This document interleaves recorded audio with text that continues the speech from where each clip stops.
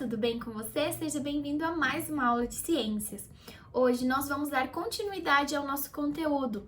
Na nossa última aula, nós conversamos sobre as embalagens e a sua importância, então, para a preservação dos alimentos. Hoje nós vamos conversar um pouquinho sobre outros temas que têm a ver com a alimentação, os alimentos, então, e a tecnologia. Então, acompanhe comigo. Você já comeu alguma vez alguma maçã e, por exemplo, cortou ela à metade e deixou ela no ar mesmo, assim, num prato, e aí depois você, por exemplo, iria comer ela depois de algum tempinho, e acabou que quando você pegou a maçã ela estava meio escura? Já aconteceu isso com você? Bem, o livro, na página de número 144, aparece uma experiência que você pode realizar na sua casa. Muito legal e muito interessante. Nessa atividade, então, está pedindo para você descobrir, pegar uma maçã, cortar ela ao meio e pingar em uma das partes, então, um pouquinho de limão e na outra parte você não fazer nada. E deixar, então, as duas num pratinho por um tempo. Aí você vai olhar lá e ver o que vai acontecer. É muito legal essa experiência. Faça e depois mande uma foto para mim. Eu quero ver o que você conseguiu aprender, então, com essa experiência. Ao você fazer essa atividade, você vai perceber que no pedaço de maçã onde você pingou então o limão, ela vai demorar mais tempo para escurecer. E aí entra então um novo conteúdo que nós vamos trabalhar agora. Os aditivos naturais e artificiais que existem e são colocados então nos alimentos. Para você entender, então, um pouquinho sobre essas substâncias, a sua função, eu vou ler o clique que está na página de número 145, bem em cima, então acompanhe comigo. Diz assim: as substâncias naturais ou artificiais que são colocadas nos alimentos durante sua preparação, com o objetivo de conservá-los e melhorar as características como a qualidade nutritiva, a cor ou o sabor, são chamados de aditivos. Então, esses aditivos, eles são adicionados a todo tipo de alimento. Alguns são artificiais e outros são naturais. E agora nós vamos conversar com você sobre alguns que existem, que são utilizados, então, e são naturais. Os primeiros que eu vou falar, então, tem a ver com a secagem, que a gente já conversou sobre esse método de preservação, ele é muito utilizado. Mas, dentro das indústrias, quando a gente fala dos alimentos industrializados, o sal e o açúcar, ele é muito usado. Nós temos também o vinagre, estou olhando aqui só para não esquecer de nenhum, a pimenta do reino, a canela, o alho, entre outras coisas, mas existem vários mesmo.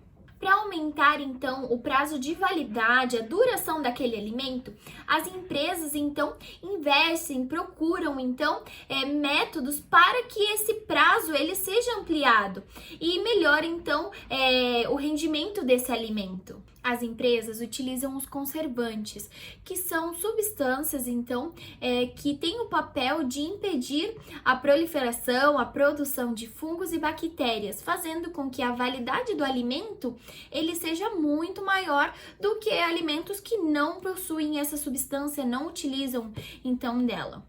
E para dar cor, alegria, você olhar para aquele alimento e ver aquela, te chamar realmente a atenção, são utilizados os corantes. Na página de número 145, embaixo, aparecem então alguns alimentos que possuem tanto conservantes para manter o prazo de validade, não criar então fungos e bactérias com tanta facilidade, e também nesses alimentos é utilizado o corante para dar aquele atrativo maior. Tanto que esses alimentos são alimentos que nós comemos, nós gostamos porque tem um sabor diferenciado, não é mesmo? Hoje em dia as pessoas têm procurado por produtos que estão livres de conservantes, corantes. Nós também temos os aromatizantes, que são aqueles que dão o cheiro para o alimento. E na maioria dos produtos você pode ver então se existe a presença de conservantes, corantes, e isso tá tudo descrito sempre, então, na embalagem desse produto. Você pode observar essas qualidades. Muitos produtos dizem que são semelhantes ao natural ou são semi-artificiais, que tem um pouco do natural e um pouco do artificial. Isso varia muito de cada produto. E no livro, na página de número 146, aparece uma outra experiência que você pode realizar para descobrir formas que nós temos de produção, então, de corantes naturais, a partir de coisas que Deus deixou para nós dentro da natureza. E é engraçado que a partir de uma pequena folha você pode então produzir a cor que você pode usar depois como uma aquarela, uma forma de você fazer um desenho. E isso é muito legal, uma coisa que você pode colocar em prática então, nessa atividade da página de número 146. E por último, para finalizar a nossa aula, na página de número 147, aparece como o leite em pó e o leite condensado foram criados. Uma história muito legal que é muito interessante você ler. Então, só para recapitular aquilo que nós conversamos agora, então.